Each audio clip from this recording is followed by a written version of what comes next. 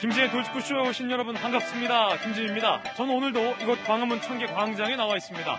오늘 저희 동아일보에 윤석열 전 검찰총장이 총장직에서 물러난 이후의 첫 행보에 대해서 집중적으로 취재해서 보도하고 있습니다. 윤 전 총장이 찾은 첫 번째 사람, 바로 100세를 넘긴 철학자였습니다. 김영석 명예교수를 찾은 건데 과연 100세가 넘은 철학자와 윤석열 전 검찰총장, 이 두 분이서 어떤 얘기를 나눴을까요? 잠시 후에 돌직구쇼에서 집중 공개하겠습니다. 저는 비가 오나 눈이 오나 매일 아침 이곳에서 여러분을 기다리겠습니다. 김진의 돌직구쇼 지금 라이브로 시작합니다. 잠깐만.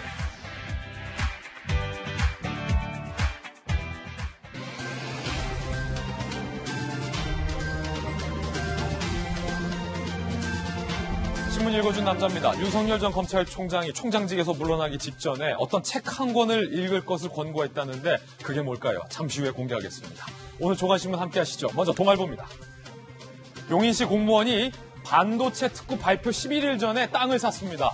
그리고 청와대 경호처 직원의 가족이 전북 LH의 광명 원정 투기에 연루됐다라는 의혹도 제기됐습니다.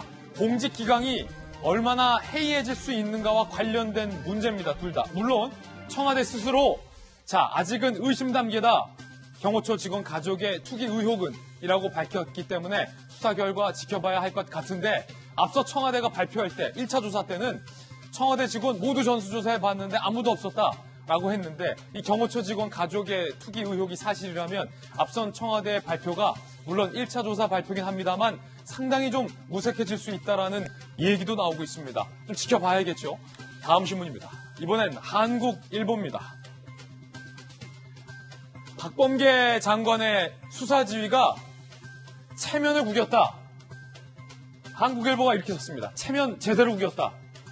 한명숙 사건 관련돼서 박 장관이 야심차게 수사지휘, 사건 지휘를 했는데 결국 대검이 회의를 했는데 어차피 불기소 결론은 똑같다라고 발표함에 따라서 박 장관의 문제 제기가 무효로 돌아갔다라는 분석이 많습니다.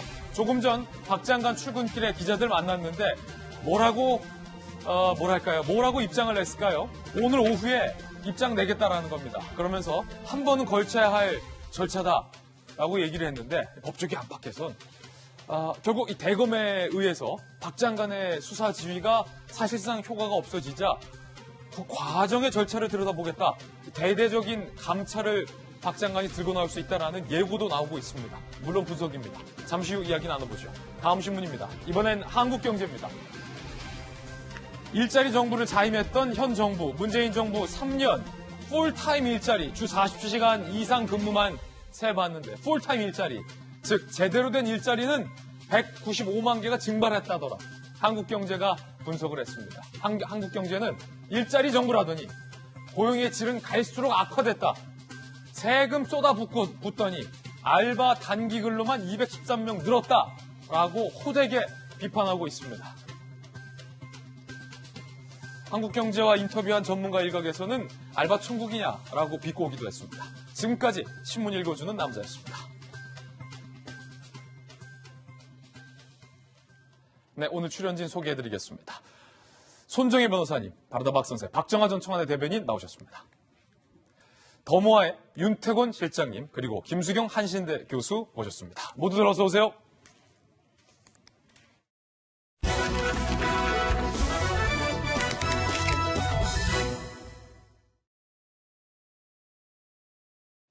지난주 내내 야권의 단일화 과정은 난항의 결렬을 거듭했습니다. 그런데 극적으로 타결이 됐습니다. 여론조사에 실시 합의를 한 겁니다. 오늘과 내일 야권 후보들은 여론조사를 거쳐서 이제 곧 단일화 후보를 발표하게 될 전망입니다. 톱뉴스 주제부터 공개합니다.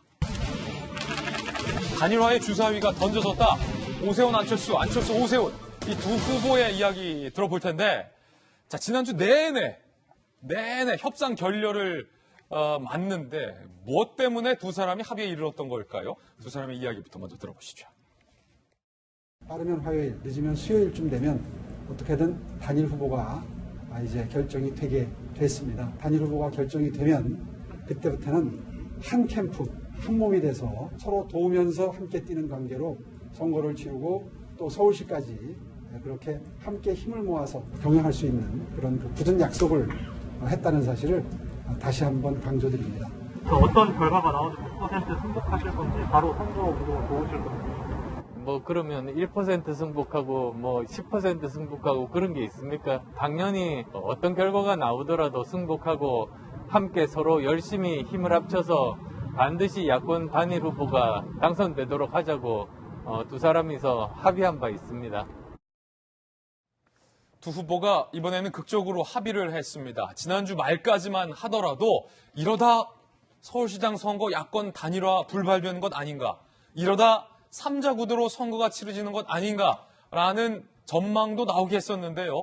두 후보가 합의함에 따라서 오늘부터 여론조사에 즉각 돌입하게 됐습니다. 어떻게 합의를 이뤘을까요?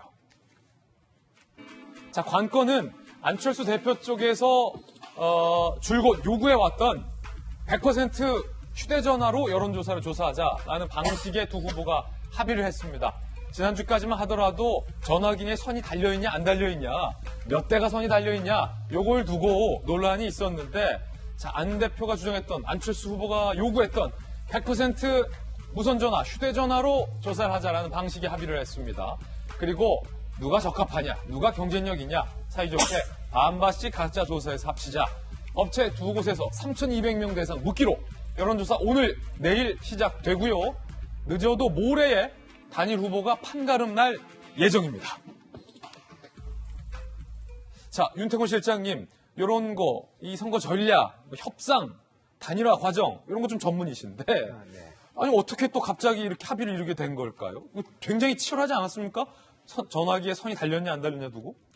애초부터 보면은, 저는 이번에 단일화가 안 되기 어려울 거다, 이런 느낌이 있었어요. 전망했었죠, 그렇게? 예, 그러니까 왜 그러냐면은, 전에도 말씀드렸던데, 지금 현재 야권에 이렇게 끌어오고 있는 힘이 어떤 특정한 리더나, 심지어 이제 국민의 힘도 아니고, 이 저류에 있는 이제 지지층의 힘이거든요. 그러니까 애초에 이제 보수 지지층들은 몇 번이나 졌지 않습니까? 사실 선거를. 많이 졌죠. 예, 그러니까 이제 전략적 학습이 된 것이고, 우리가 좀 더 전략적으로 판단해야 되겠다. 그게 사실은 오세훈 지금 예비 후보가 국민의힘 경선에서 이긴 것도 그런 배경이었었고, 또 중도층 일부는 현 정부에서 좀 입안해가지고, 예. 정권 심판 정서가 이제 강해지고, 이 강한 지지층의 힘들이 끌어올리는 것이지 리더들이 지지층을 이끌고 가는 게 아니거든요. 그러니까 이 지지층의 힘을 거부할 수 없었을 것이다. 흥미롭네요. 애초부터. 예. 결국 그렇게 된 것이고, 그리고 이제 뭐 돌고 돌아가지고 적합도 반 경쟁력 반인데, 제가 이제 애초에 예. 여기 이제 시작할 적에, 그러니까 협상을 시작할 적에 이제 그 국민의힘 쪽에 있는 뭐 분인데 이야기 들어보니까, 마지막 가면 반반 되지 않겠어?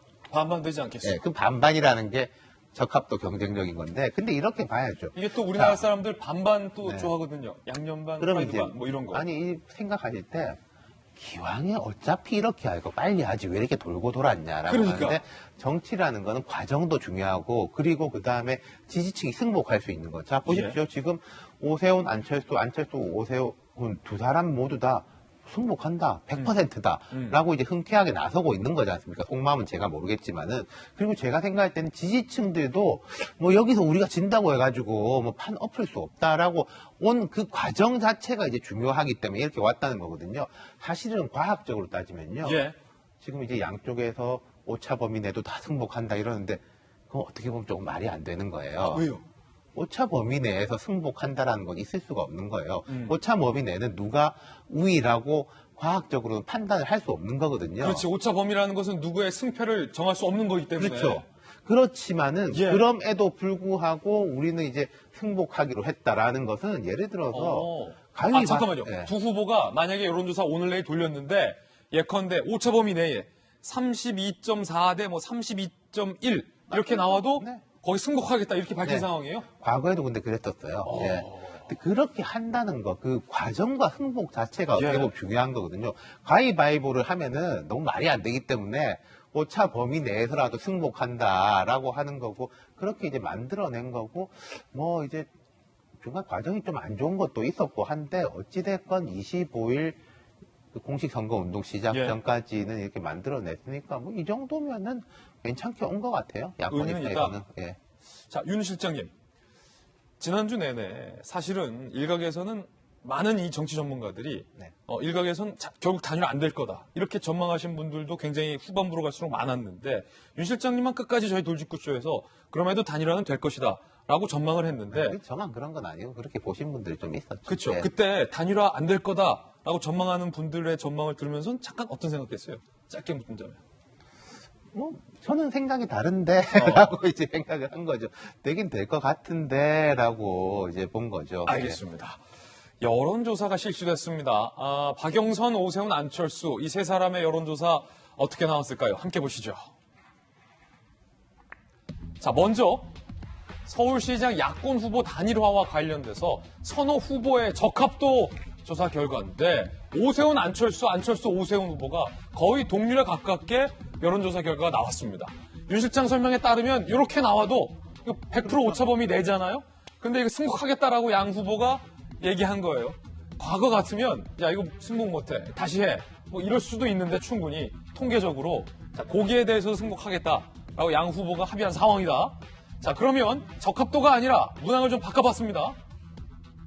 KBS, MBC, SBS 지상파 3사가 의뢰한 여론조사 결과 선호 후보 경쟁력 오세훈, 안철수 역시 오차범위 내에서 굉장히 지금 접전 양상의 데이터가 나왔다. 오늘과 내일 오세훈, 안철수 두 후보가 여론조사 실시됩니다. 자, 과연 오늘 내일 실시된 여론조사가 이 여론조사와 얼마나 다를까? 요게 또 관건 포인트인데 3자 양자 대결은 잠시 후에 공개하겠고 박정아 청와대 대변인 청와대에 계셨으니까 여론조사 많이 돌려보잖아요.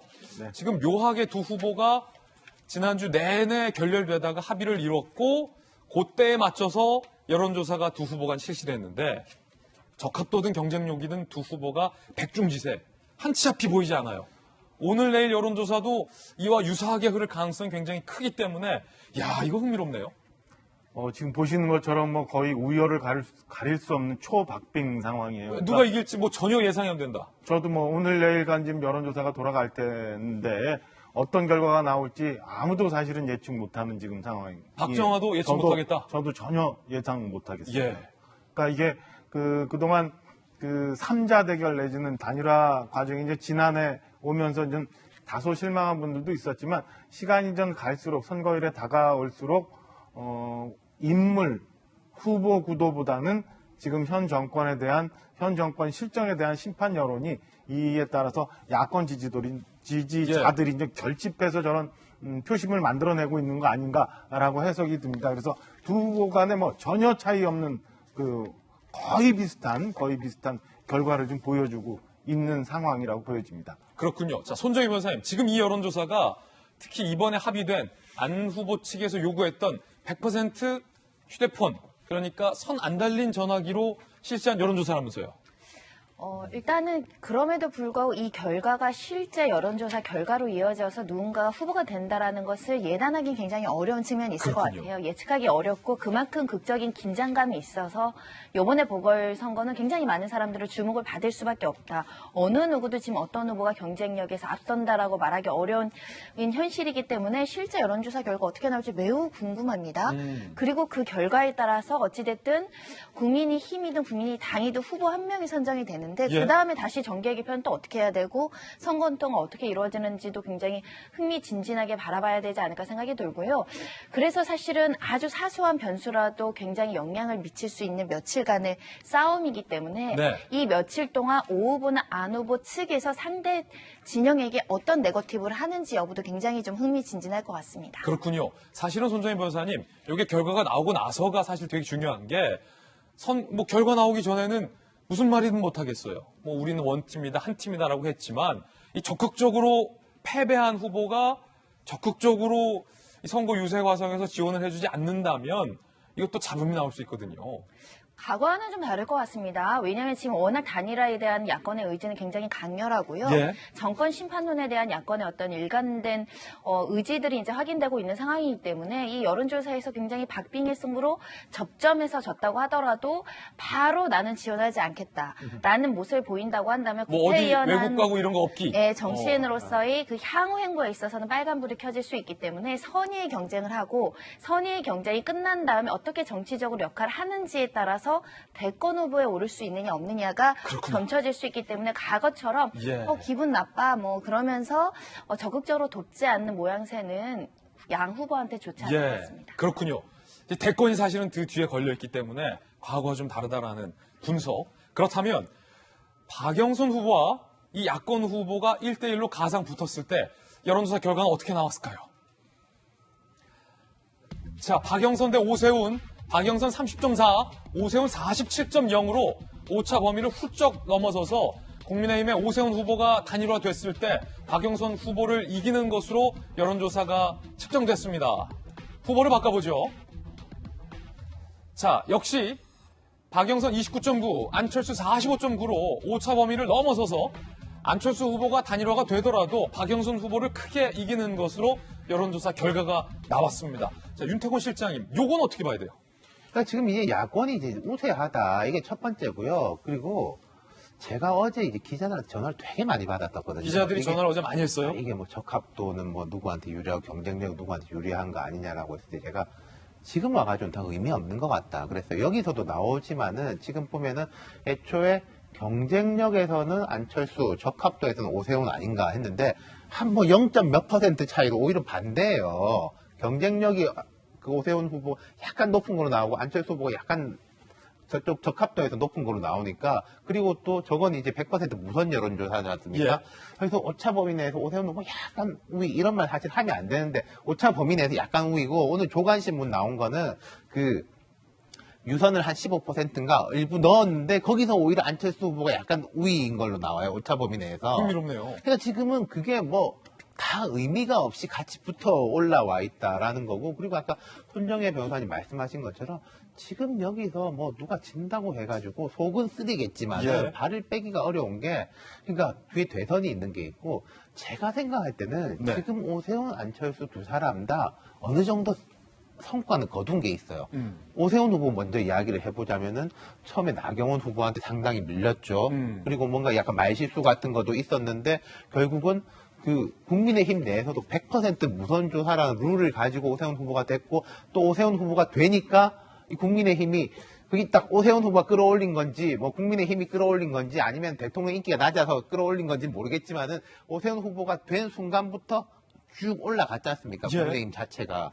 그리고 안철수 후보 같은 경우에도 삼자구도 하면은 이제 빠질 건데라고 했는데 버티고 있는 거. 그리고 처음에 사실은 야권 상황이 안 좋을 때 이거 뭐 누가 나갈 거냐 나간다고 되겠냐라고 했을 때 맨 처음에 선언했잖아요. 치고 나왔잖아요. 이런 부분들로 볼 때 범야권 내에서는 두 사람 다 지금 현재 득점을 해놓은 게 있기 때문에 그러면 제일 좋은 거는 서울시장 후보까지 돼서 서울시장 되는 게 좋겠지만은 그게 아니더라도 자기의 득점 포인트를 계속 지켜나가고 대선까지 바라보기 위해서는 아마도 적극적으로 도울 거다. 예. 정치는 마라톤이다.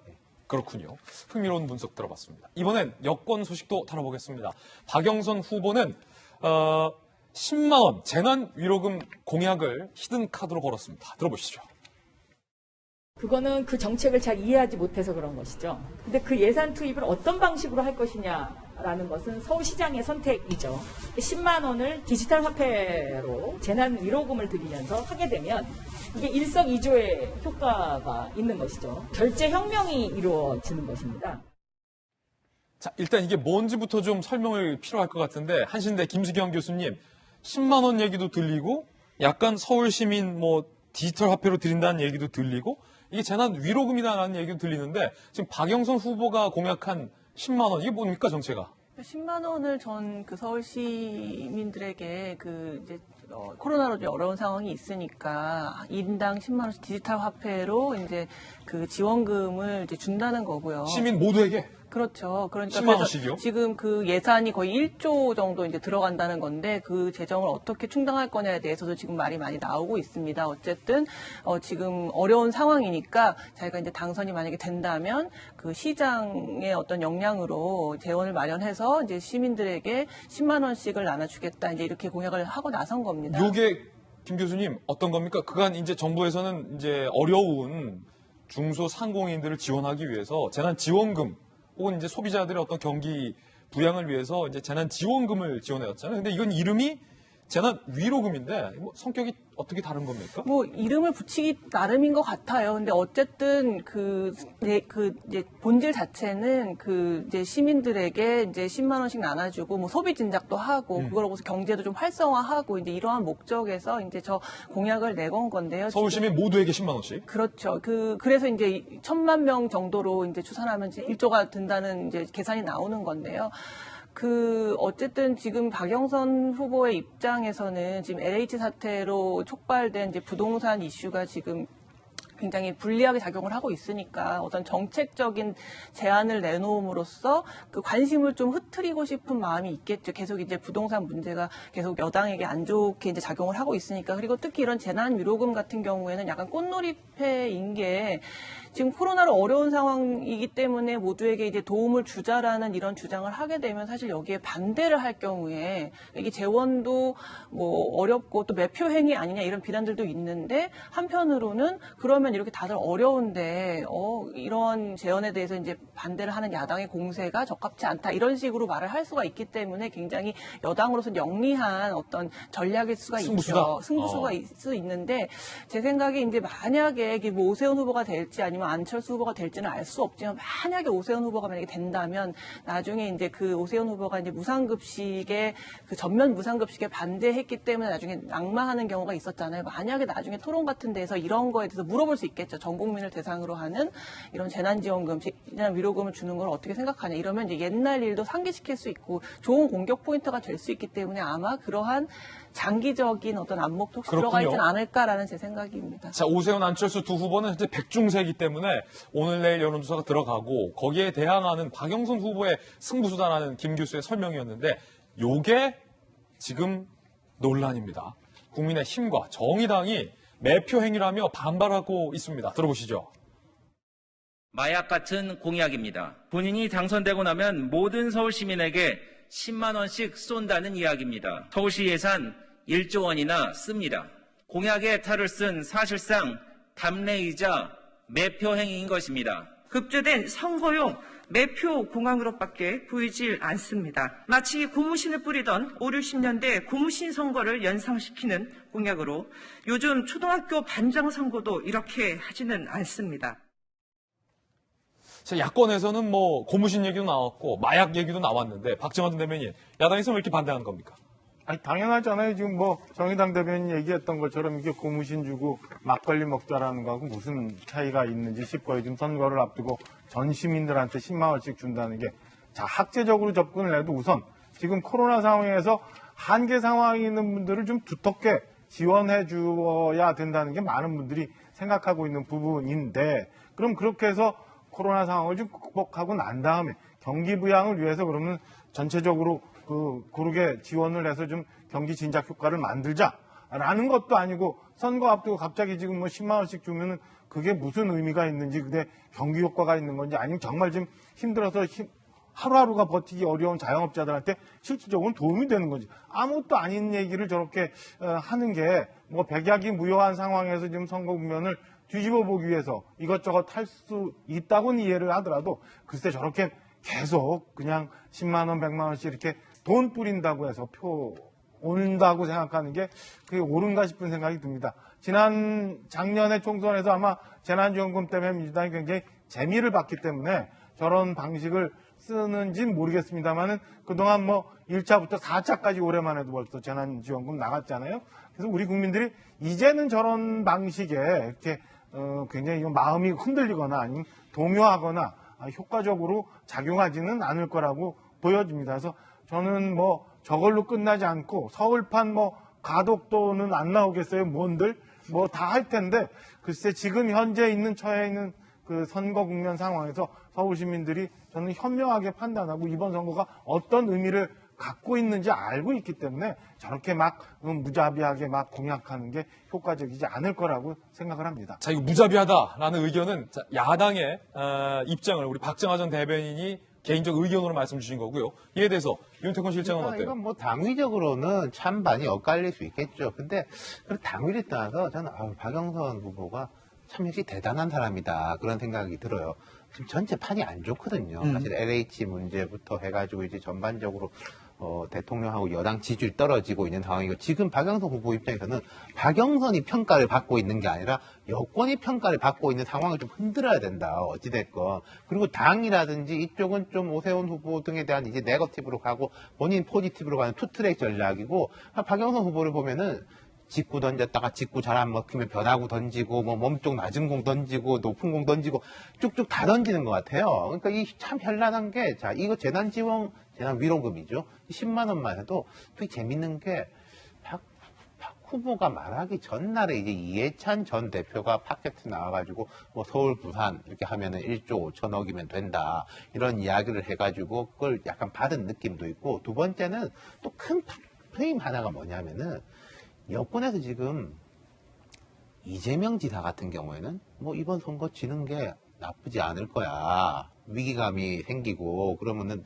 이재명 말고 누가 있냐 이런 정서가 확산될 거야 라는 이런 관측도 있었어요. 근데 여기서 이제 이재명 지사하고 어떤 정책적인 행보를 같이 하고 여기서 이제 10만 원 보편적 위로금 그리고 지역화폐 이 부분은 이재명 칼라하고 맞다 가는 거지 않습니까? 그래서 이재명 지사 쪽에 좀 가까운 의원들도 박영선 후보를 이제 적극 지원하는 이런 모습을 보이고 있거든요. 그러니까 박영선 후보 입장에서는 쓸 수 있는 모든 자원들을 총력해가지고 쓰고 있는 이런 뭐 좀 선거 정치 베테랑 같은 모습을 보이는데 이런 박영선 후보의 고군분투가 아까 말씀드린 이제 전체 판이 안 좋은 걸 뚫고 나갈 수 있을 것인지 없을 것인지 그걸 좀 지켜보죠. 예. 자, 조금 전에 우리가 봤던 여론조사 결과 박영선 대 오세훈, 박영선 대 안철수의 가상 여론조사 결과에서는 오차 범위를 훌쩍 벗어나서 오세훈, 안철수가 박영선 후보를 상대로 승리하는 것으로 나왔습니다. 그런데 이해찬 전 대표가 이 포인트에 등판을 했습니다. 그러면서 선거 거의 이긴 것 같다. 여론조사 데이터와는 결이 다른 얘기를 전망을 내놓았습니다. 들어보시죠. 저는 선거가 아주 어려울 줄 알고 나왔는데 요새 돌아가는 거 보니까 거의 뭐 선거는 이긴 것 같습니다. LH 건 터지면서 지지자들이 좀 위축됐거든요. 자기가 자기 이익을 챙긴 거고 이거는 우리가 관리를 잘못한 일이 있잖아요. 이것 때문에 위축되거나 그럴 필요는 없다고 생각해요. 소위 민주당 내부에서 손정인 변호사님, 이해찬 전 대표를 일컬어서 선거 끝판왕이다. 뭐 이런 얘기가 나와요. 실제로 이해찬 전 대표가 대표로 있을 때 중요한 선거를 다 이겼기 때문에 자 그런데 이번 선거 거의 다 이긴 것 같다라는 이해찬 전 대표의 이 전망이 글쎄요. 우리가 최근에 진행했던 여론조사와는 좀 많이 달라서 많은 분들이 좀 어리둥절해 하는데 근거가 있는 겁니까? 손정인 변호사님. 근거로서 한 게 아니라 선거 전략상 한 발언이라고 해석하셔야 될 것 같습니다. 현재 민주당이 가지고 있는 여러 가지 어려움은 보궐선거의 원인 제공을 누가 했느냐에 플러스 지금 뭐 야권에서 지금 단일 후보를 단일화를 하는 과정에서도 사실 흥행에서는 민주당이 약간은 뒤처져서 실패한 면이 있거든요.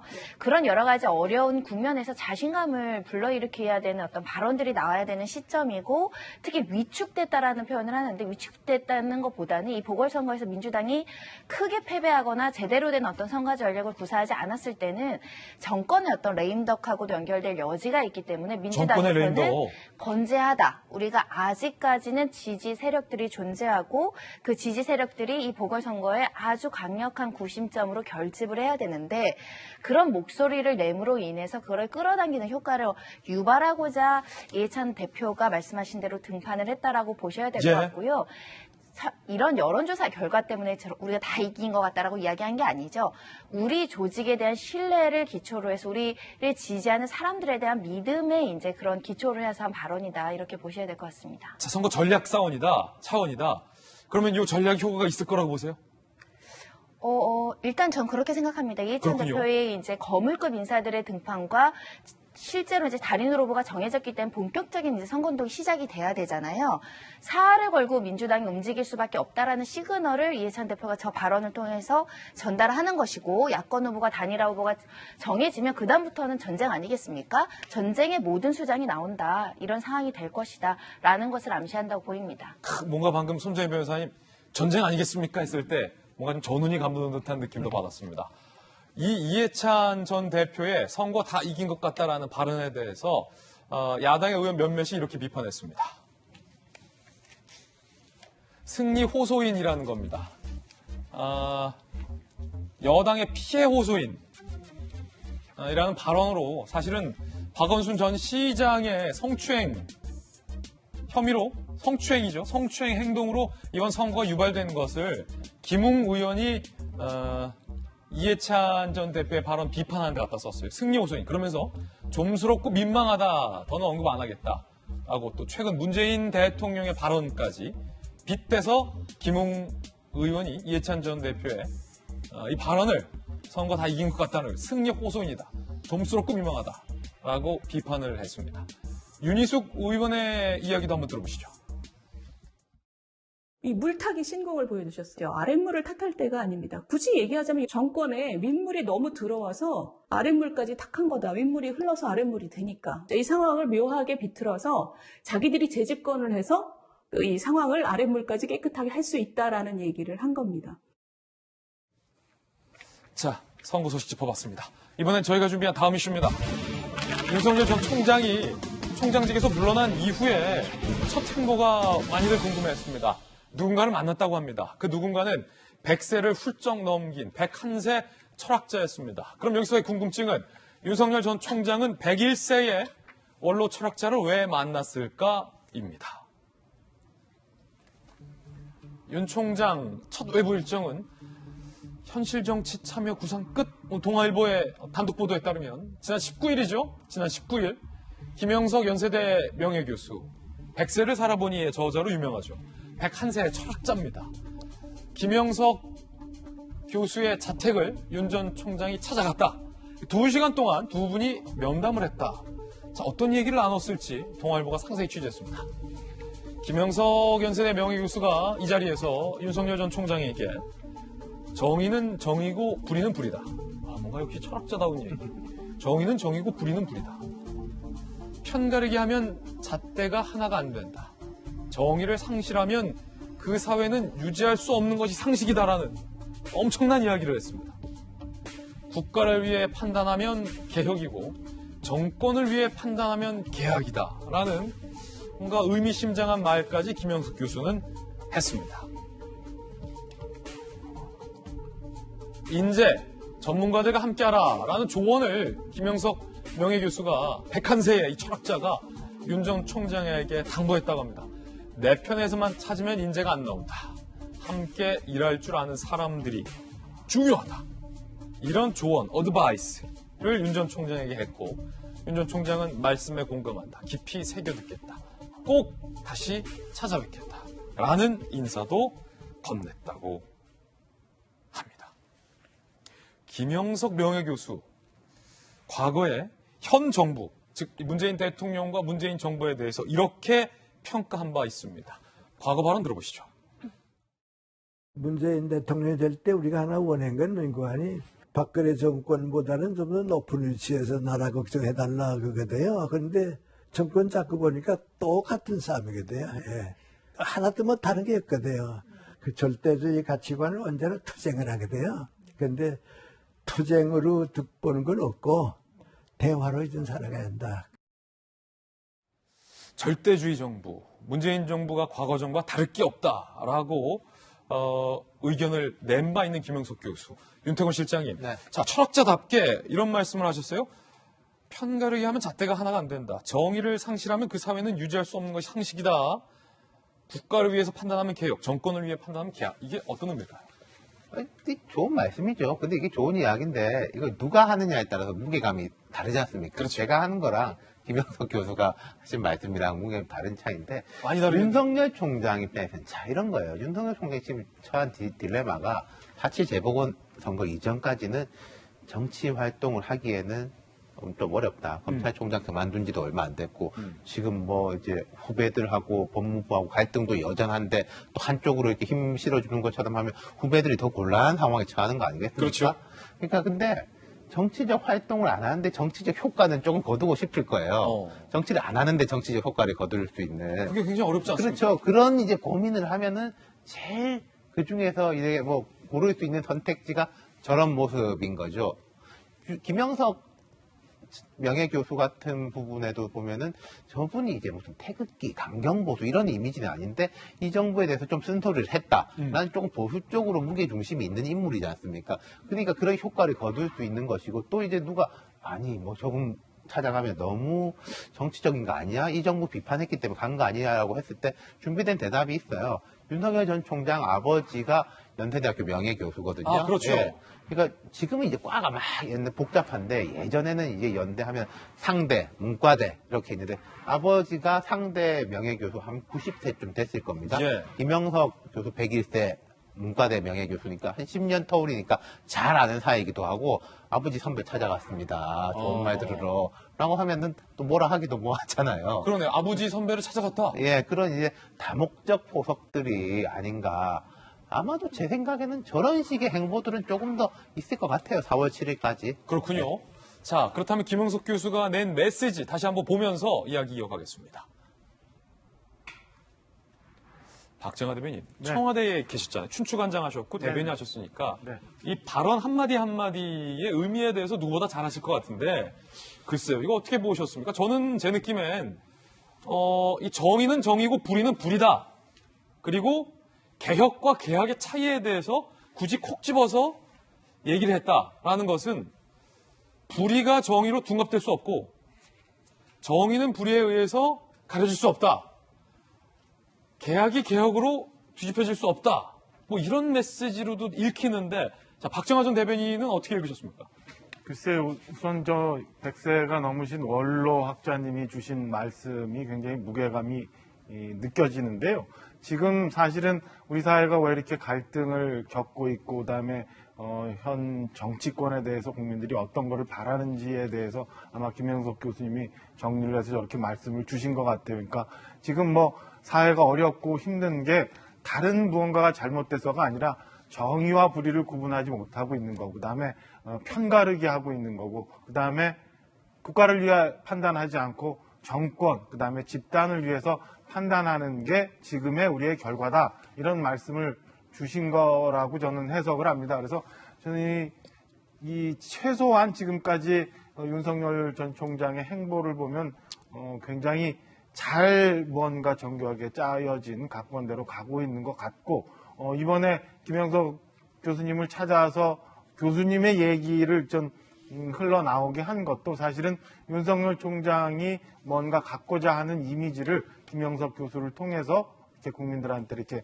나오게 한 것 아닌가라는 생각이 듭니다. 그래서 뭐 한 분 한 분들 우리 원로님들이 얘기하시는 것들을 모으면 저는 우리 사회가 좀 밝게 나갈 수 있고 정치도 크게 갈등하지 않는데 왜 이렇게 어려운가라는 생각을 해보면서요. 또 윤석열 전 총장이 어떤 행보를 갈지 그다음에 어떤 메시지들이 나올지 한번 지켜보도록 하겠습니다.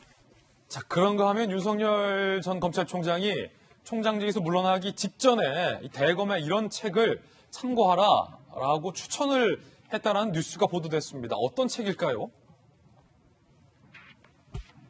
미국의 영원한 검사 모겐소라는 책을 배포할 것을 지시했다라고 하는데 자, 이 모겐소 검사가 누군지 잠시 후에 얘기 좀 나눠볼 테고요. 간단하게 설명드리면 화이트 칼라 범죄 수사의 아버지라고 미국에서 불리나 봅니다. 미국에서는 좀 훌륭한 사람한테 아버지 잘 갖다 붙이잖아요. 전 뉴욕 맨해튼 지방검찰청 검사라고 합니다. 윤 전 총장이 이 책의 발간사를 직접 작성했다고 했는데 이 연관이 있어서 좀 책 배포를 지시했군요. 자, 그 발간사 내용이 모겐소는 거하게 침묵하는 검사는 동네 소매치기도 막지 못할 것이라고 외치면서 거악 척결을 강조했다라는 발간사 내용이 있다라고 합니다. 자, 결국에 이제 김수경 교수님 미국에서 유학하실 때 어떤 모겐소 범지수의 아버지라고 불린다는데 아버지에 대해서 혹시 들어보셨어요? 모겐소 검사가 이제 그 2019년에 이제 99세 나이로 이제 사망했는데 그 케네디 정부 때부터 60년대에 이제 연방 검사로 이제 일을 시작을 했고. 그러고 보니 김영숙 교수님에 의해서 이분도 장수하셨네요. 그렇네요. 거의 100세 가까이 예. 사셨는데 그때 이제 연방 검사 재직 시절에 승소율이 97%에 달할 정도로 아주 명검사로 이름을 알렸고요. 예. 또 이제 미국은 이제 그 자치검찰제를 하기 때문에 그 지방검사장 같은 경우는 투표로 이제 선출을 합니다. 그래서 9번 연임을 한 35년간 맨해튼 지방검사장을 지냈고, 아까 그 발간사에서 쓴 것처럼 거학 척결에 대해서 굉장히 강조했고, 또 이제 공정과 이런 쪽으로 굉장히 그 미국 시민들에게는 굉장히 알려져 있는 명검사로 이제 알려져 있습니다. 이 말이요. 약간 검사들이 듣기에 따라서, 평검사들이 듣기에 따라 좀 자존심 상할 수 있는 말 아닙니까? 거하게 침묵하는 검사는 동네 소매치기도 막지 못할 것이다. 그러니까 그만큼 검사의 어떤 그런 윤리적인 측면을 강조한 것이죠. 거하게 이제 목소리를 내야만 그게 진정한 검사지. 그렇지 않은 검사는 소매치기도 잡을 수 없는 굉장히 무능한 검사다. 이제 이런 식의 강조를 한 건데요. 그래서 이제 윤석열 총장 같은 경우도 이제 계속 이제 정치적인 행보를 조금씩 해나가고 있지 않습니까? 그의 지금 모든 발언과 행위들이 거의 정치적으로 해석이 되고 있어서 이제 이번에 이렇게 책을 배포한 것도 역시 이제 정치적인 어떤 의도가 있는 것이 아니냐라고 이제 해석이 나오고 있는데요. 예. 그러니까 이제 윤석열 총장 같은 경우는 그동안 이제 공정 이런 법치 이런 쪽을 굉장히 강조했었고 그거에 대해서 이제 국민들도 굉장히 지금 여러 가지 사건 때문에 이제 심적으로 이제 굉장히 괴롭고 화가 나 있는 상태에서 이러한 윤석열 총장의 여러 가지 행보들이 이제 맞아 떨어지면서 이제 이런 스토리를 만들기가 너무 좋은 거죠. 지금 벌어지고 있는 여러 가지 이제 부정부패 사건들에 비해서 이제 이 윤석열 총장이 하고 있는 여러 가지 행보들이 국민들이 좀 화가 난 부분들을 속 시원히 이제 만져주고 있는 부분이 있기 때문에 이 윤 총장의 아주 작은 행보까지도 이제 정치적으로 굉장히 크게 해석을 낳고 있는 상황입니다. 결국에는 총장직에서 물러나기 전에 배포한 이유는 침묵하지 마라, 특히 거하게 침묵하지 마라 라는 메시지를 낸 셈인데 지난 3일과 퇴임 당시에 윤 총장 본인이 이와 유사한 메시지를 강조한 바도 있었습니다. 다시 한번 들어보시죠. 공정한 검찰은 억울한 사람 안 만드는 거고 국민을 보호하기 위해서는 인사권자 눈치급을 꺾다 이런 얘기예요. 원칙대로 하라 이런 거예요.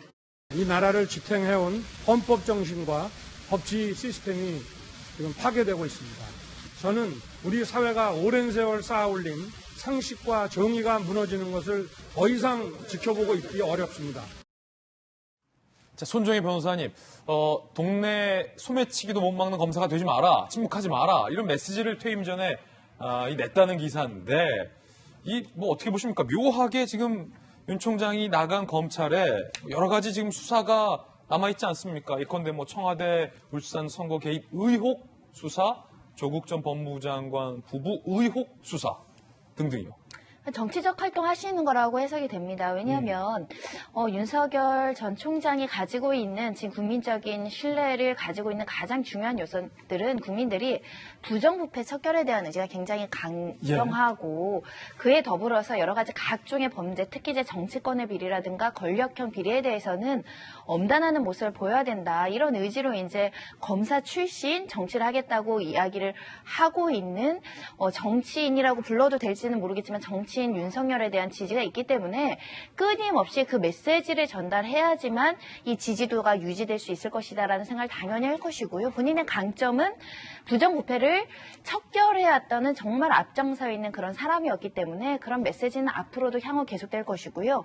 특히 이번 정권에서 이제 검사의 수사권 조정이라든가 여러 가지 논의로 검찰 역할이 많이 줄었거든요. 그런 면에 대한 우회적인 정권 비판을 같이 하고 있다 보입니다. 정치적 메시지다. 자, 그런가 하면 윤석열 전 검찰총장을 포함한 주요 대권 후보들의 지지도 여론조사 결과 오늘 발표됐는데 함께 보시죠. 지난주 딱 이 시간에 윤태곤 실장 나왔을 때 이 TBS 여론조사 결과를 본 것 같은데 자, 업데이트가 됐죠. 윤석열 39.1, 이재명 21.7, 이낙연 11.9, 홍준표 5.9, 추미애 2.7, 유승민 2.7. 요 직전 TBS 여론조사 결과보다도 윤 전 총장이 좀 더 올란 건가요? 네, 올랐죠. 너무 높아요. 좀 과해요. 과하다는 이유가 윤 전 총장이 지금 뭐 한 게 별로 없지 않습니까? 김영덕 교수님 만나고 뭐 모겐수 책 같은 경우는 이전에 그랬다라는 건데 지금 저 숫자에는 현 정부에 대한 반대 정서가 고스란히 응축돼 있는 거거든요. 그러니까 윤석열 전 총장도 저기에 대해서 해석을 잘해야 될 거예요. 윤석열이 좋다라는 것보다는 이 정부에 대한 이제 반발 심리. 아까 제가 오세훈, 안철수, 오세훈의 그 단일화 판을 이끌어온 것도 그런 이제 심리라고 말씀드렸지 않습니까? 거기는 이제 선거가 코앞이기 때문에 그 흐름이 갈 거예요. 그게. 근데 대선은 한 1년 남았지 않습니까? 1년 남았죠. 그리고 윤석열이라는 건 지금 이제 묶어 놓을 수 있는 어떤 이제 도구인 거거든요. 윤석열 전 총장이랑 개인이 좋다라는 것도 있지만 그 도구로서 쓰이는 게 더 크고 아마도 제 생각에는요. 야권이 이번에 서울 부산시장 선거에서 이긴다면 지표상으로 윤석열 전 총장의 지지율을 좀 더 뛸 가능성도 높습니다. 근데 그건 윤석열이 잘해서 뛰는 건 아니거든요. 거기에 대한 오히려 리스크라든지 두려움이 더 커질 수도 있는 거예요. 아, 내가 이렇게 높은데 이거 까먹으면 안 될 건데 이렇게 하면 이럴 것 같고 저렇게 하면 저럴 것 같고 고민이 깊어지는 거죠. 아, 그렇군요. 자, 이런 고민도 들 것이다. 네. 그런가 하면 윤석열 전 총장 주변에 윤 전 총장을 지지하는 이른바 팬클럽, 지지층의 모임도 결집되고 있다고 합니다. 이른바 윤사모라고 하는데요. 윤 전 총장 지지 모임 윤사모, 윤석열을 사랑하는 모임의 준말, 윤사모. 예전에 노무현 전 대통령도 노사모가 있었죠. 윤사모. 회원이 22,000명, 어제 기준. 전국 조직화 움직임. 다 함께 자유당, 이름을 뭐 정했다라고도 합니다. 본격적 정치 활동을 대비한 신당 창당을 추진 중이다. 윤사모 측, 윤 전 총장과 직접적 교감을 갖고 신당 창당을 준비하는 것은 아니다. 그냥 지지자들 사이에서 뭐 이런 얘기도 나온 거다라는 이야기도 현재 나오고 있는 거죠. 박정하 전 대변인. 네. 아무튼 저기 윤사모.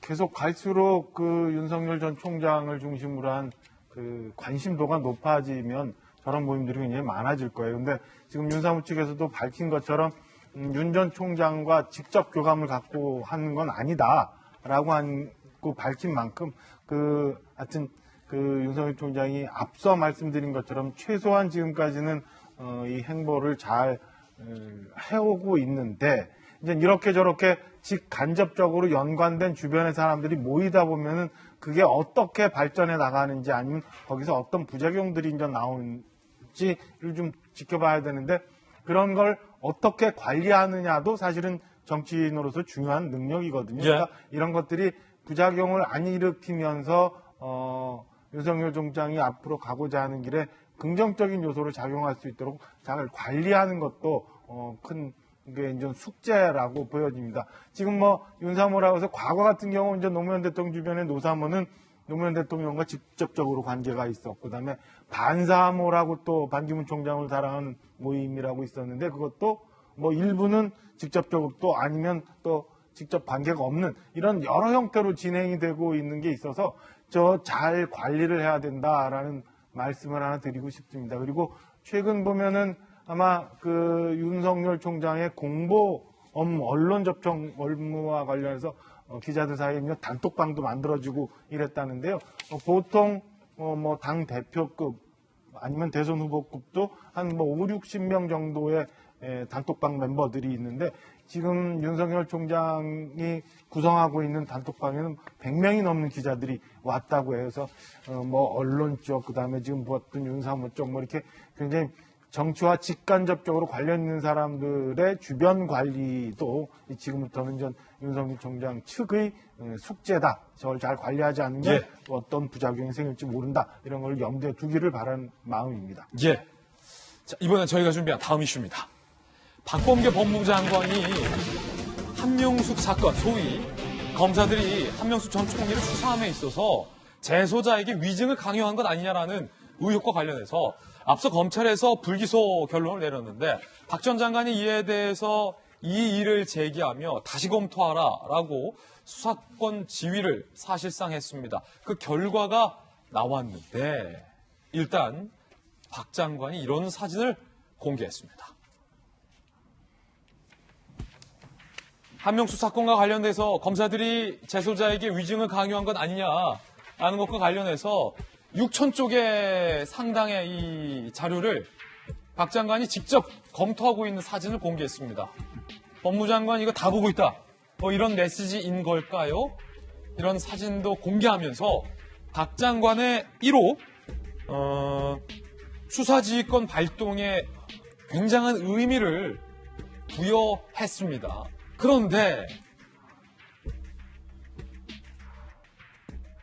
그런데 박범계 장관의 수사지휘권 발동에 대한 그 결론 어떻게 났을까요? 결론도 불기소.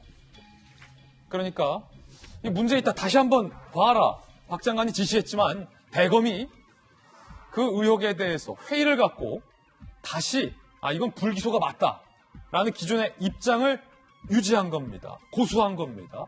법무부에 이건 불기소가 맞다라고 보고를 한 거죠. 그렇게 된다면 이 불기소 판단에 문제가 있다라는 취지로 다시 검토해봐라라고 지시한 박범계 장관의 수사지휘권 발동이 굉장히 무색해질 수 있거든요. 부장회의 표결 결과 불기소가 맞다가 10명, 기소해야 된다가 단 2명밖에 없었습니다. 기권도 2명. 검찰 안팎에서는 친정부 성향의 대검 참모도 이건 불기소가 맞다. 다시 말해서 검사들이 위증을 요구한 거 아니다. 위증을 강요한 거 아니다. 친정부 성향의 대검 참모도 그렇게 결론을 내렸다라고 합니다. 박 장관이 내가 직접 보고 있다. 이 사진까지 공개했지만 결국 대검이 박 장관의 수사지휘권 발동 불기소로 결론을 내린 거죠. 그런데 다시 감찰할 수 있다. 박 장관 주변에서 이런 얘기 나와요. 법조계, 박 장관이 대검의 불기소 보고를 거부할 명분을 찾기 어려울 것이다. 김종민 변호사, 현 정부의 대검 검찰 개혁일을 역임했는데요. 사기죄 21년 받은 재소자의 진술만을 근거로 온 나라를 난장판으로 만든 것이다. 라고 박 장관의 수사지휘권을 강하게 비판했습니다. 한명숙 전 총리의 유죄 확정 뇌물 사건을 뒤집으려 지휘권을 발동했지만 박 장관의 사퇴는 당연한 수준이다. 박 장관 물러나야 된다. 뭐 이런 주장도 김종민 변호사는 하기도 했습니다. 자, 일단은 이것. 윤태권 실장님. 박 장관의 수사지휘권 발동은 그 취지가 명확하지 않았습니까? 검사들의 어떤 위증 강요, 불기소 처분에 있어서 좀 문제가 있는 것 같으니까 다시 들여다봐라. 그런데 대검이 다시 들여다보겠습니다. 근데 불기소가 맞습니다. 이렇게 나왔어요? 네. 어떻게 되는 거예요? 다시 들여다보라고 한 거지, 뭐, 기소하라고 한 건 아니니까, 이게 가겠죠. 근데 저는, 제가 뭐, 법 전문가도 아니고, 저 사건 자체에 대해서보다, 이 흐름을 보면은 조금 안 좋은 것들이, 박 장관이라든지 이쪽 입장에서 볼 때, 윤석열 전 총장 사퇴할 때부터 이제, 그 중수청, 뭐, 검수완박, 이 논란이 이렇게 막 있었지 않습니까? 그래가지고 신현수 전 민정수석도 사퇴하고 그러면서 그 과정에 박 장관의 그 말이 약간 헷갈렸단 말입니다. 이게 마치 대통령이 속도 조절하라고 말씀하신 뉘앙스로 이렇게 이야기를 했다가 국회에 와가지고 그냥 또 뭐 속도 조절 그런 말은 없었다라고 했다가 이제 왔다 갔다 하는 모습이 있었고 거기다가 그 상황에서 LH 터져버려가지고 그럼 이 검찰이 수사를 해야 되냐 말아야 되냐 이 국수본 가지고 되겠느냐 이 논란이 있을 때 대검의 이제 초유의 수사협력단이라는 걸 꾸렸어요. 박 장관 지시로. 수사협력단이라는 건 수사를 하는 게 아니라 저쪽에서 이제 경찰에서 수사를 할 테니까 거기 가서 협력해 줄 수 있는 이런 조직을 꾸려놓은 건데 거기서 이제 또 꼬였고 그 다음에 이 사건과 모해위증 사건 같은 경우에도 이게 선거도 앞이고 한데 정치적으로 보면은 되게 부담이 있을 텐데 이런 시각이 있었거든요. 근데 공소시효가 며칠 안 남아버렸으니까 이렇게 또 수사지휘권 행사했는데 또 이제 결과가 안 나왔고 그럼 이 다음은 또 뭐가 있느냐? 검찰총장 인사위원회 지금 꾸려졌잖아요. 그럼 거기서 또 검찰총장 후보를 뽑아야 돼요. 그럼 이제 뭐 형식적으로야 아니 인사위원회에서 알아서 잘 뽑은 겁니다라고 하겠지만 그게 장관의 이제 의중이 포함됐다 포함되지 않았다는 논란이 있을 수밖에 없지 않습니까? 그러니까 박 장관이 들어온 이후로 계속 뭔가 부담되는 것들을 지고 있는 건데 딱딱 풀려가는 느낌이 아니라 계속 꼬여가면서 앞에서 꼬인 게 뒤에 영향 미치고 뒤에서 꼬인 게 또 그 뒤에 다시 영향 미치고 이런 형국이라는 거죠. 손정혜 변호사님, 오늘 한국일보가 이 기사 보도하면서 한명숙 사건 지휘 헛발, 체면 국인 박범계, 합동 감찰로 시즌2 제목 한 줄에서 한 4번을 비판했어요. 헛발 체면 구겼다 시즌2다, 추미애 시즌2다, 뭐 이런 제목을 썼는데, 만약에 모해 위증 의혹에 대해서 불기소 처분한 것에 대해서 박 장관도 동의했더라면 굳이 수사지휘권을 발동 안 했을 것이다 라는 법조계의 해석이 많습니다. 이 말은 뒤집어 보면 박 장관 자체가 검찰이 불기소 처분한 것에 대해서 뭔가 의구심을 가지고 있다라는 반증이기도 하다라는 해석이 나왔는데, 자, 보란 듯이 사건 지휘를 했는데 이 결론이 변하지 않았으면 한국일보 제목처럼 헛발이고 체면 구겼다 이렇게 봐도 되는 겁니까? 과한 비판이라고 보이고요. 이 사건은 사실은 거슬러 올라가면 최대 쟁점은 공소시효가 만료됐는지 여부에 따른 포괄일제 성립 여부가 되게 법률적으로 중요한 사건인데, 어찌됐든 공소시효를 넓게 본다고 하더라도 3월 22일이면 공소시효가 끝나는 사건이에요. 그러니까 요번에야말로 결론을 명확하게 한 점 부끄러움이 없고 많은 사람들의 집단지성이라도 받아서 결론을 내야 되는 상황이었기 때문에 박범계 장관이 수사지휘권을 발동할 수밖에 없었다. 만연히 그런 수사지휘권이라든가 여러 가지 사람들의 의견을 받지 않고 불기소 처분을 한다면 또 그와 다른 생각을 가진 사람이 끊임없이 공소시효가 지난 이후에도 계속적으로 의혹을 제기하고 검사들을 기소할 때는 검사들의 의견을 받아서 하는 게 굉장히 불공정하다라는 의견이 계속 대두될 수밖에 없는 상황에서 그럼에도 불구하고 기소 의견을 가졌던 사람들을 포함시킨 어떻게 보면 대법원의 전원합의체라는 게 있지 않겠습니까? 그래서 한두 명이 아니고 여러 명이 저렇게 이제 같이 토의하고 여러 가지 가지고 있는 의문들을 이야기를 해서 불기소가 다수가 나와서 불기소를 했다고 한다면 그 승복시키고 굴복시키는 효과가 있는 것이거든요. 그리고 기소 의견도 2명이 있는 것을 좀 집중해 볼 필요가 있습니다. 검사가 어떤 공소 유지로서 유죄를 유지하는데 증인을 관리할 수는 있어요. 근데 지금 저쪽에서 꼬집는 건 뭐냐면 증인을 관리하는 수준이 아니라 너무 지나치게 인권 침해를 하면서 좀 무리한 측면이 있었다는 것이거든요. 그거를 기소를 해서 범죄로 처단할 문제와 잘못된 관행 아니냐, 이거는 검사들도 반성해야 된다는 부분에 있어서는 전혀 검사들이 증인들에 대한 관리를 이 사건에서 잘했다라고 볼 여지가 없는 여러 가지 행태들도 있거든요. 그런 것들을 같이 고려를 해줘야 되는 사건이 아닐까라는 생각이 들고, 그래서 범죄로 기소하기에는 공소시효도 너무 지났고, 특히 이것을 입증해내야 되는 여러 가지 진술을 이렇게 시켰다라고 주장하는 사람들이 이제 뭐 말을 너무 많이 번복시켰고 또 사기 전략도 있어서 이 사람 말을 어떻게 다 믿고 신빙성 있게 이걸 유죄로 인정을 받을 수 있겠느냐. 당연히 이제 불기소 의견이 많을 수밖에 없는 현실적인 제약이 있는 사건입니다. 그렇다고 하더라도 어차피 불기소인데 또다시 이렇게 문제를 수사지휘권을 한 사람이 잘못이다 이렇게 할 수는 없는 사건이죠. 이거는 분명히 검사들의 과거의 어떤 실무 관행이든 수사 기법이든 증인 관리에서 부적절하고 지나친 면도 굉장히 있어 보이는 사건이거든요. 자, 손정혜 변호사의 개인적 견해였고 한국일보 제목이 좀 과하다. 결론은 10대 2가 나왔어요. 불기소가 맞다가 10명, 기소가 맞다가 2명. 그러면 박 장관이 조금 전 출근길에서는 자, 뭐라고 답변했을까요? 기자가 무리한 수사주의 아니냐 이렇게 대놓고 물었습니다. 제가 지휘한 내용이 다시 판단해 보라였으니까 거기에 대해서 대검의 보고가 있었습니다. 그래서 오후에 입장을 낼 예정입니다. 무리한 수사지휘였다는 일각의 비판에 대해서는 어떻게 생각하시나요? 최종 판단 전에 어차피 한 번은 거쳐야 될 절차였습니다.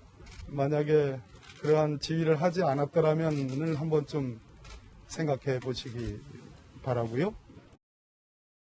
자, 박 장관도 손정혜 변호사 언급했던 것처럼 어차피 거쳐야 할 단계였다라고 얘기하면서 오후에 최종 입장을 발표하겠다라고 밝혔습니다. 그런데 야권을 중심으로 박 장관의 책임론이 대두되고 있고요. 특히 박 장관이 윤 전 총장과의 과거 설전을 벌였던 선택적 의심을 하고 있는 거 아니냐라는 비판도 나왔습니다. 그때의 대목 다시 들어보시죠. 윤석열 정의는 선택적 정의라고 생각합니다. 저는 그렇게 생각하지 않습니다. 안타깝게도 윤석열이 갖고 있는 정의감, 공정심 이런 것에 대한 의심을 갖게 되었습니다. 그것도 선택적 의심 아니십니까? 그것도 선택적 의심 아니십니까? 과거에는 안 그러셨지 않습니까? 자, 이 사건을 두고 여야의 시각은 판이합니다. 먼저 여권의 인식부터 살펴보겠습니다. 자, 여권의 신동근 의원, 박주민 의원, 김용림 의원 등등은 좀 봐라, 검찰 여전히 제 식구 감싸게 하고 있다라고 검찰개혁이 필요한 이유를 강조했습니다. 검찰개혁이 계속돼야 할 만 이유다. 절대 권력은 절대 부패한다. 절박한 목소리에 귀를 닫은 한심한 결론이다라고 이 검찰 대검의 결론에 대해서 강하게 비판하며 검찰개혁의 중요성에 대해서 강조를 했습니다. 반면 야권에서는 박 장관 물러나라라고 비판했습니다. 들어보시죠. 당연한 결과입니다. 다시는 개인의 사유물 마냥 법을 전응하거나 특정인을 위해 법 질서를 무너뜨리는 일이 있어서는 안 될 것입니다. 법치주의에 대한 근간과 신뢰가 흔들린 점, 국론을 분열시킨 점, 검찰 행정력을 낭비시킨 것까지 결코 그 책임을 회피해서는 안 될 것입니다. 그 시작은 법무부의 수장 박범계 장관의 사퇴여야 할 것입니다. 그렇군요. 김수영 교수님, 중립적이시니까 어떻게 보십니까? 야권과 여권의 인식이 정말로 상당해요. 여권은 수사지휘 결과가 나오자마자 봐라, 검찰 제 식구 감싸게 한다 라고 몰아붙였고, 야권에서는 봐라, 선택적 의심을 하고 있다. 정말 그 소수의 의심 갖고 수사지휘권, 행정권까지 남용을 했다. 박 장관 물러나라 라고 비판을 하고 있는데 팽팽합니다. 그러니까 이 검찰의 문제를 이제 검찰이 들여다봤더니 결국 검찰에 아무 문제가 없다는 식으로 결론을 냈고, 그래서 제 식구 감싸기다라는 이제 이런 비판들이 있는 건데요. 그러니까 그동안 어떻게 보면 이제 검찰의 업보라고 할 수 있을 것 같습니다. 이제 그동안 해왔던 여러 가지 그런 문제들이 있기 때문에 이렇게 좀 대검 부장회의를 거쳐서 친정부 인사라고 이제 이 얘기되는 대검 부장들이 다수 포진해 있는 이 회의에서조차 이것을 기소하지 않을 것을 결론 내렸음에도 불구하고 여당에서는 이제 이거를 제 식구 감싸기고 이래서 검찰 개혁이 필요하다는 쪽으로 이제 다시 얘기를 하고 있는데요. 좀 아이러니한 것은 어쨌든 지금 공권력을 쥐고 있는 것은 정부 여당이고, 어쨌든 국가 시스템을 이 공권력을 이용해서 잘 이제 돌아가게 하는 건데, 그 정부 여당에 속해 있는 그 공권력의 핵심이라고 할 수 있는 검찰이 다 이제 문제가 있고 부패하다라고 얘기하는 게 어떻게 보면은 약간 셀프 디스라는 느낌도 들고, 오히려 예전에 이제 야당에서 이제 검찰이 이제 정권의 눈치 보기를 한다 이런 식으로 해서 이제 비판을 했는데, 오히려 여당에서 자기 그 공권력을 쥐고 있는 정부 밑에 있는 그 검찰이 문제가 있다고 얘기하는 게 좀 아이러니하다는 생각이 들고, 또 그렇게 되면 지금 친정부 성향의 어쨌든 그 대검 부장들이 많이 있는 회의서조차 이렇게 결론이 났는데, 그럼 결국 정부가 원하는 결론이 나올 때까지는, 여당이 원하는 결론이 나올 때까지는 끝없이 그냥 제 식구 감싸기밖에 될 수 없다면 이거야말로 이제 선택적 의심이라고 할 수밖에 없는 거죠. 답을 정해놓고 그 답이 나오지 않을 경우에는 무조건 제 식구 감싸기다라고 하게 되면 좀 그런 좀 오류, 그런 논리적인 오류 같은 것들이 좀 발견된다고 할 수 있을 것 같습니다. 그렇군요. 다양한 의견들 들어봤습니다. 이번엔 저희가 준비한 다음 이슈입니다. 청와대는 앞서서 1차 자체조사 결과 청와대의 땅 투기 의심 사례는 한 건도 없다라고 발표한 바 있습니다.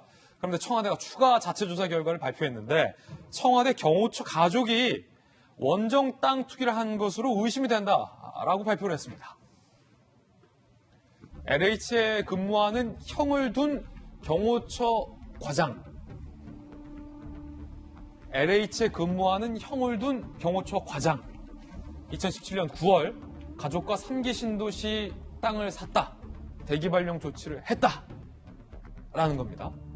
경호처 직원의 해명은 퇴직 후 부모님을 부양하고자 공동 명의로 땅을 샀다. 라고 해명을 하고 있습니다. 동아일보 기자에게.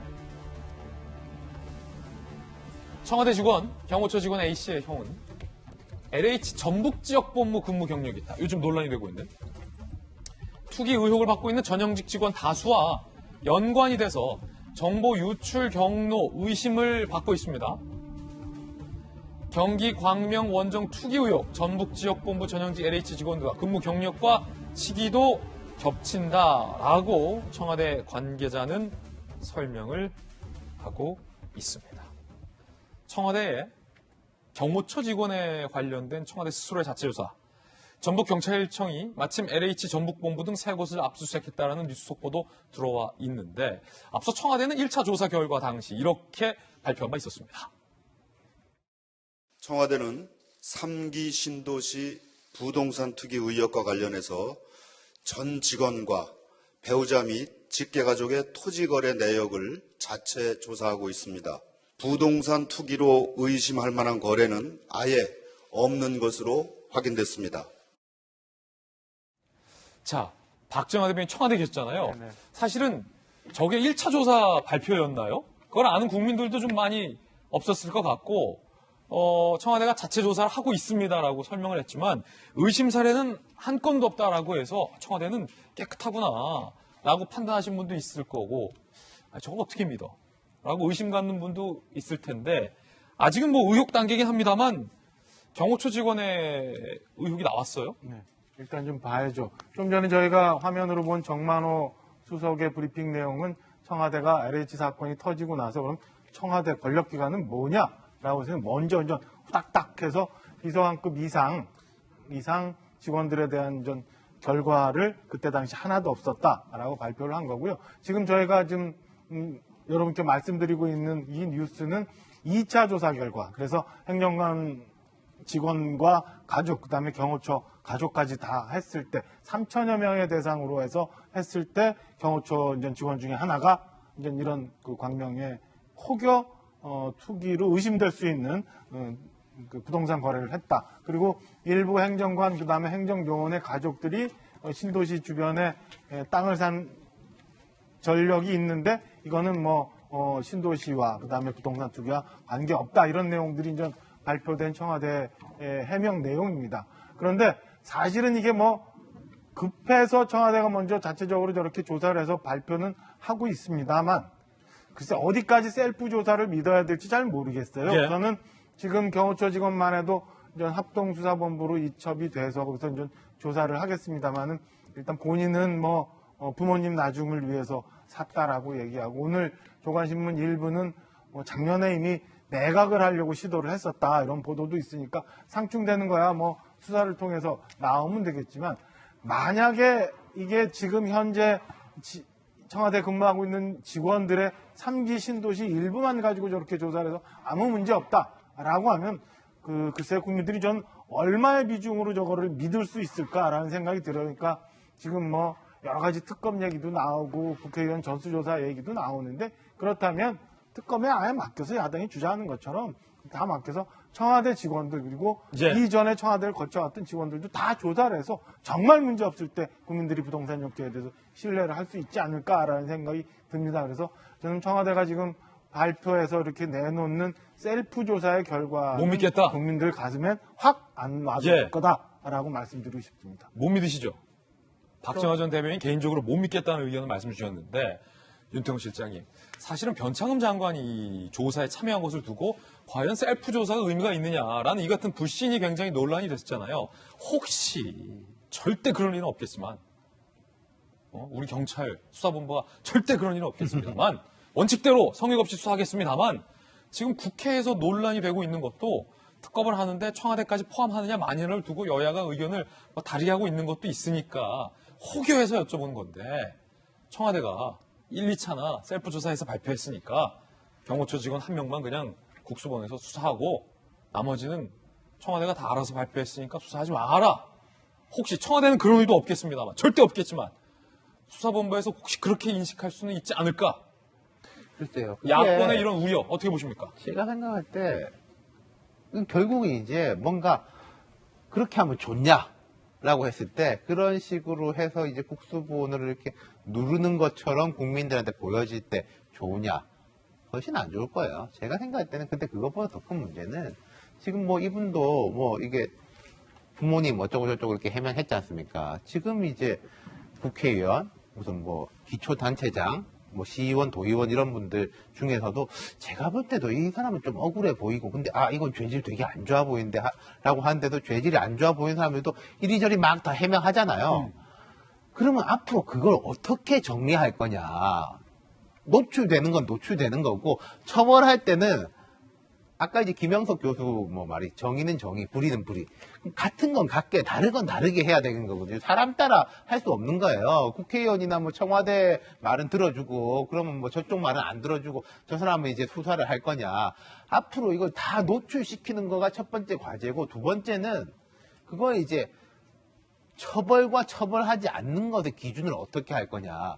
예컨대 최근에 그거 있었지 않습니까? LH 직원이 그 블라인드 앱에다가 뭐라고 썼다고 해가지고 압수수색을 들어갔다. 그 압수수색을 하는 게 무슨 죄냐? 괘씸죄냐? 괘씸죄라는 거는 그럼 무슨 죄냐? 그 이후에 뭐 경찰에서 나온 이야기가 아니 처벌 조항을 살펴보고 우리 이 사람이 죄가 있으면요. 무슨 죄가 있기 때문에 조사를 하는 거지 이상하고 괘씸한 사람이기 때문에 일단 잡아놓고 무슨 죄가 있는지 너 한번 찾아보자라고 하는 건 이상한 거거든요. 그런 것들이 앞으로 더 큰 문제가 될 수도 있을 거예요. 자, 그런가 하면 다소 황당한 일이 또 벌어졌습니다. 기재부가 LH 혁신안을 마련하고 있는 모양이에요. 그런데 LH를 혁신해야 하는 그 자리에 LH 직원 파견을 요청했다라는 보도가 국민일보에 의해서 보도돼서 논란이 되고 있습니다. 기재부 일각 LH 혁신 방안 만들면서 LH 직원을 사무실에 상주시키는 것이 부적절하다는 의견이 기재부 내에서 제기됐다. 해당 LH 직원이 3일 만에 LH로 돌아갔다라고 합니다. LH 관계자, 기재부 내부에서 유선으로 보고받으면 되지 왜 LH 직원을 받았냐는 질책이 나온 것으로 알고 있다. 그런데 기재부 측의 해명은 좀 다릅니다. 그 파견 아니다. 업무 파악을 위해서 방문한 거다. 파견이 아닌 방문이다. 라고 해명을 했습니다. 김수영 교수님, 그냥 방문이다. 라는 기재부 측의 해명, 어떻게 보십니까? 그러니까 이게 원래 이제 파견을 만약에 LH에서 기재부에 보내려고 하면은 그냥 마음대로 할 수 있는 게 아니고 여러 가지 절차를 밟고 심의위원회도 통과를 해야 되고 굉장히 복잡합니다. 그런데 이제 LH 직원을 지금 알려진 바로는 보도된 바로는 이제 기재부의 파견 형식으로 이제 가게 해서 일을 하게 했고 이제 그게 뭐 기재부의 갑질 아니냐 이런 식으로 그냥 필요할 때 아무 때나 오라고 하면 오고 가라고 하면 가는 거냐 이런 얘기들도 비판들도 있을 수 있고요. 또 이제 LH를 어쨌든 조사해야 하는 이 상황에서 그 혁신안을 만드는 것에 LH 직원이 상근 직원으로 들어가 있는 게 그럼 제대로 된 혁신안이 나오겠느냐. 지금 내부적인 어떤 문제를 스스로 고발하고 그거에 대한 문제점을 해결하는 그 자리를 LH 직원이 과연 할 수 있는지 이러한 문제들도 이제 있을 수 있는데요. 예. 그러니까 어쨌든 그 LH 내에 어떻게 뭐가 문제가 있고 어디가 썩어 있고 어디 환부를 도려내야 되는지를 자세히 알아야 되기 때문에 LH 측에 이제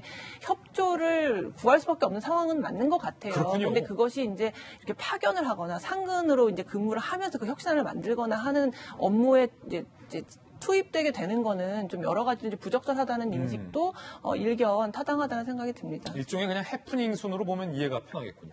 이번엔 저희가 준비한 다음 순서입니다. 오늘의 하프 시간입니다. 만나보시죠.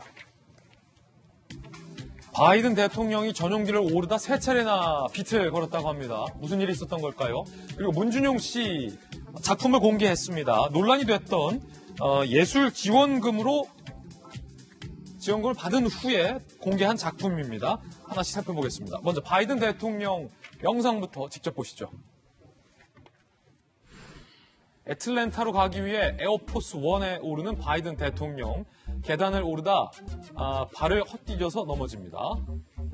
자, 두어 계단 다시 오르는가 싶지만 또 중심을 잃고 난간을 잡습니다. 결국 다리 힘이 풀린 듯 무릎을 꿇고 마는데 바이든 대통령은 왼쪽 무릎을 문지른 후 이렇게요. 간신히 꼭대기에 올라가서 경례를 하고 기내로 들어갔습니다. 자, 건강 이상설 논란이 일자 백악관은 바이든 대통령이 100% 괜찮다며 당시 바람이 심했다라고 진화에 나섰지만 바이든 대통령의 이제 나이와 건강 문제가 다시 도마에 오르고 있는 그런 상황입니다. 사실은 박정학 대변인이 청와대에 오래 계셔서 대통령 해외 순방도 직접 모시고 많이 다녀봤잖아요. 청와대로서는 사실은 대통령의 건강, 특히 에어포스 1을 비틀거리지 않고 오르느냐. 사실은 뭐 젊은 층에게는 별일 아닌 문제지만 고령의 대통령을 이제 대통령이 있는 백악관이나 청와대 입장에서는 이런 거 굉장히 신경 쓰일 것 같아요. 굉장히 중요한 일이죠. 예. 사실은 뭐 경호처 상황으로 그다음에 그 에어포스 원 관리하는 의전 차원으로는 큰 사고가 난 거일 수밖에 없는데 바이든 대통령이 사실은 나이 때문에 선거 기간 중에도 계속 그 건강 이상설 문제가 불거졌었잖아요. 그거에 대해서 이제 일부 불식을 시키고 진행돼 왔는데 하필 저런 일이 생겼습니다. 근데 제가 이렇게 보니까 저 빨간 양탄자가 좀 미끄러워 보일 것 같아요. 좀 미끄러진 듯한 느낌도 들고요. 아무튼 그 이후에 일어나서 걸어 올라가는 모습을 보니까 제가 본 개인적인 견해로는 뭐 바이든 대통령 건강에 크게 이상이 있는 것 같지는 않아 보여 다행입니다만은 하여튼 저런 사고가 생길 상황까지 오게 됐는데 이 미국 같지 않는 다른 나라 같으면은 저 담당했던 경호처 직원들이 크게 혼났을 수도 있는 그런 상황이겠구나라는 생각이 드네요. 김수현 교수님, 건강에 이상 없다라고 하는데 하면 될 일인데 백악관에서 바람 탓을 했어요? 바람이 세게 분다? 이제 계단을 끝까지 올라가서 이제 인사를 하는 걸 보니까 뭐 건강에 특별히 문제가 있는 것 같지는 않습니다. 사실 뭐 나이 드신 분이 아니어도 저렇게 항상 그 어떤 대통령이든 이제 에어포스 원을 오를 때마다 저 계단이 항상 아슬아슬했거든요. 굉장히 긴 계단을 올라가야 되고 또 이제 약간 좀 활기찬 모습을 보여주느라고 약간 속도를 내서 뛰어서 올라가요. 좀 뛰었네요. 그동안 항상 이제 건강 문제를 많이들 얘기를 하고 하니까 내가 굉장히 건강에 문제가 없다는 거를 보여주려고 했는지 조금 뛰어서 올라가다가 발을 헛디뎠고 이제 중심이 흐트러지면서 두세 번 약간 이제 휘청거리는 모습. 왜냐면 이게 또 한 번 스텝이 꼬이면 그렇죠. 좀 이렇게 차분하게 하고 올라가야 되는데 빨리 이게 올라오면 더 꼬이거든요. 그런 것 같아요. 그래서 오히려 저 상황을 잘 모면하려다가 굉장히 의식하고 있었던 것 같아요. 이거를 굉장히 활기차게 올라가야 된다. 그러다 보니까 오히려 또 스텝이 꼬인 것 같고요. 네, 뭐 일종의 해프닝이라고 할 수 있는데 이제 백악관 측에서는 어쨌든 이제 건강상의 이유가 아니다라는 얘기를 하고 싶다 보니까 이제 바람 얘기를 하게 된 것 같습니다. 예. 자, 두 번째 앞으로 문준영 씨입니다. 문준영 씨가 특혜 지원금 논란이 제기됐던 작품을 SNS로 공개했습니다. 함께 보시죠. 해당 작품은 4분 30초 분량의 섀도우 인사이드, 예컨대 증강된 그림자 내부라는 작품입니다. 지난해 12월에 연 개인전에서 공개한 작품인데 문준영 씨는 지난해 4월 서울문화재단으로부터 받은 코로나19 피해 긴급예술지원금을 받은 특혜 의혹 야당 의원으로부터 제기된 바 있지요.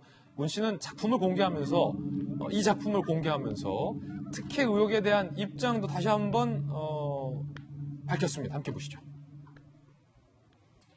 자, 정말 공들여 만들었다. 내가 지원금을 받았다고 불평하는 분들이 많았던 그 작품이다. 그에 합당한 결과물이 만들어진 것 같다라고 다시 한번 나는 특혜가 없다. 예술 지원금은 이런 데 쓰라고 있는 거다라는 내용을 강조했습니다.